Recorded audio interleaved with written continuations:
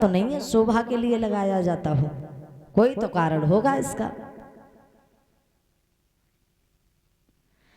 कहते हैं हर एक पेड़ के अंदर गांठ होती है। किसी भी पेड़ में देखना, हर एक पेड़ में गांठ होती है, लेकिन केले के पेड़ में कहीं गांठ नहीं होती है। तो ये संकेत देता है कि मेरी कथा में आ तो रहे हो, कथा को सुनने तो आ रहे हो, लेकिन आओ ऐसे कि तुम्हारे अंदर कोई भी गांठ नहीं होनी चाहिए।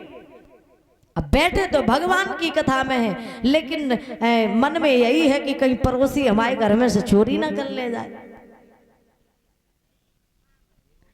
और गेहूं द्वारे पड़े हैं, कहूँ गैया भैंसियां गेहूं ना खाए जाए। ये नहीं कि सारा समय दो, जितना समय आपके पास हो, 10 मिनट, 5 मिनट, 15 मिनट, 20 मिनट, लेकिन बैठो ऐसे एकदम सचेत अवस्था में। क्यों कि कलयुग में दिया गया है कि कोई ऐसा वीर नहीं है जिसकी पूजा को पूरा होने का संभव मिले। क्यों? ये आप देखना, जहां भगवान की हरि की कथा चलती हो वहां पर आलस बहुत आता है। तो कहते ये निंद्रा रानी हरि की कथा होती तो उसके आसपास घूमती है। क्यों कि शायद किसी की तपस्या पूरी ना हो जाए।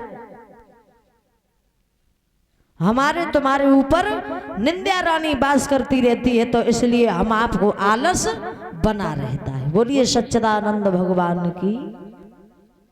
तो केले का पेड़ इसलिए लगाते हैं। गोपियों ने केले के पात्र को पहन करके बाहर निकली, उसके बाद में भगवान कन्हैया ने गोपियों के वस्त्रों को दिया है।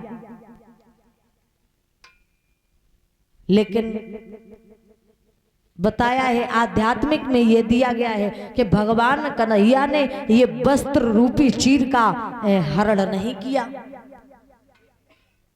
भगवान कन्हैया ने ये वस्त्र रूपी चीर का हरण नहीं किया। भगवान कन्हैया ने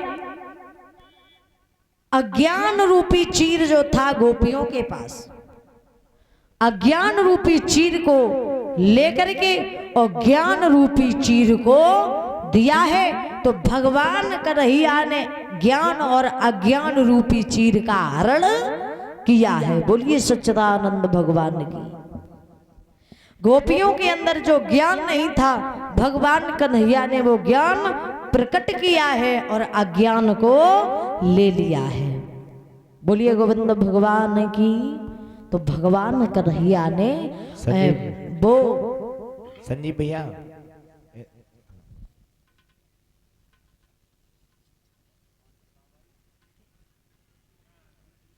आज लाज मारे सब बैठे हैं, क्या बात है?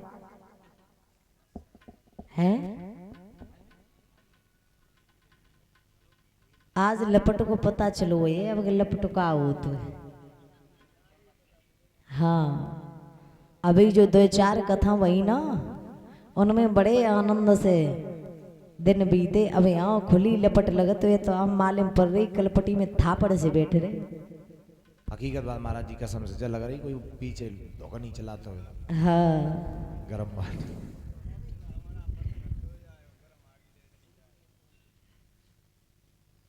बोलिए रास बिहारी भगवान की। इधर श्री सुखदेव जी कहते हैं हे राजन परीक्षित, तो आज भगवान कन्हैया ने इस तरीके से चीर हरण लीला को पूर्ण किया है। इधर जब त्रेता में भगवान कन्हैया ने, माफ करना, त्रेता में मर्यादा पुरुषोत्तम श्री राम ने जब सीता के साथ में विवाह करके प्रभु चले हैं अवध के लिए, तो सीता की सहेलियां बोली हैं कि प्रभु आपने सीता के साथ में विवाह किया लेकिन हमसे कुछ नहीं कहा। तो भगवान श्री राम ने कहा था कि सुनो गोपियों, सुनो सखियों, अभी तो नहीं, लेकिन जब मैं द्वापुर में कृष्ण रूप में आऊंगा तब तुम्हारे साथ में महाराज करूंगा आगे। इधर एक दिन भगवान कन्हैया से गोपियों ने कहा कि कहो प्रभु क्या याद भूल गए हो, आपने हमसे वादा किया था। तो भगवान कन्हैया ने जवाब दिया है नहीं गोपियों मैं भूला तो नहीं हूं, लेकिन आप चिंता नहीं करो, आपकी जो इच्छा है उसे मैं पूर्ण करूंगा। तो आज महाराज भगवान कन्हैया बोले हैं कि बोले कृष्ण चंद्र तुम धीरज धरो, बोले कृष्ण चंद्र तुम धीरज धरो, श्याम सुंदर निकल के न जा पाएगा।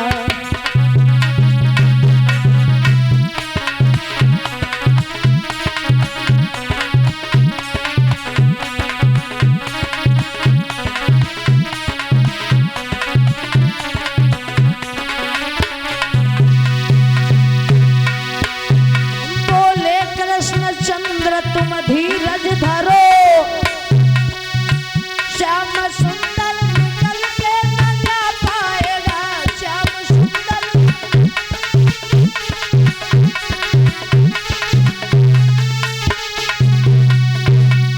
श्याम सुंदर निकल के न जा पाएगा,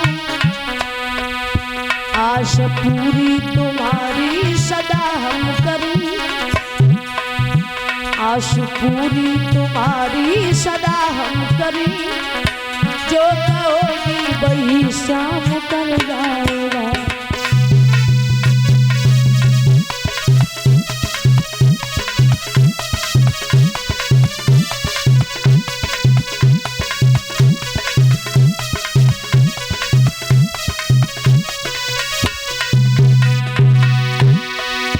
मुस्कुराते हुए श्याम सुंदर कहीं,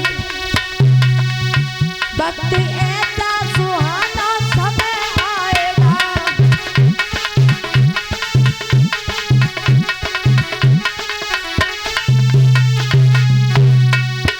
वक्त ऐसा सुहाना समय आएगा। कैसा करके जोरी ये तुमने तुम्हारी करूं, पूरी इच्छा सदा हम तुम्हारी करूं, जो कहोगी वही श्याम कर जाएगा।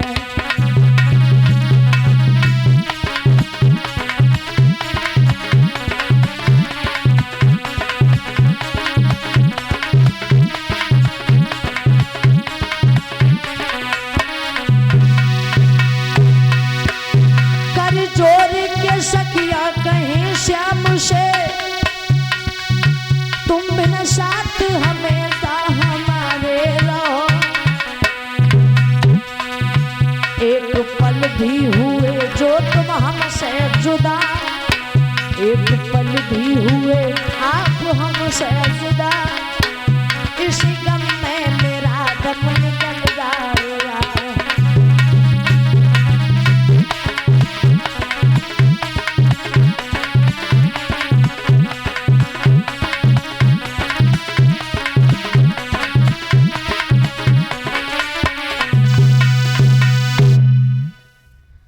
आज मेरे भैया सखियों ने कहा कि सुनो सोम सुंदर, अगर आप हमसे ये बात को कहकर के और जुदा हो गए तो श्याम सुंदर मेरा दम निकल जाएगा। भगवान कन्हैया ने कहा आप चिंता नहीं करो गोपियों, जो मैंने कहा वो मैं वादा को पूरा करूंगा। आज महाराज शरद ऋतु की पूर्णिमा के दिन, शरद ऋतु की पूर्णिमा के दिन भगवान कन्हैया ने योग माया को बुलाया। योग माया को बुलाया तो योग माया से कहा है कि जाओ और यमुना के किनारे इतनी सुंदर रमणीक जगह बनाना, इतनी सुंदर रमणीक जगह बनाना जिसकी शोभा का वर्णन न किया जा सके। क्यों? कि मैं वहां पर महाराज करूंगा गोपियों के साथ में।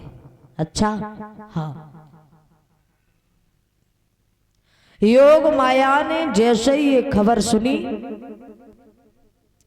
महाराज यमुना के किनारे पर जाकर के योग माया ने इतनी सुंदर जगह बनाई है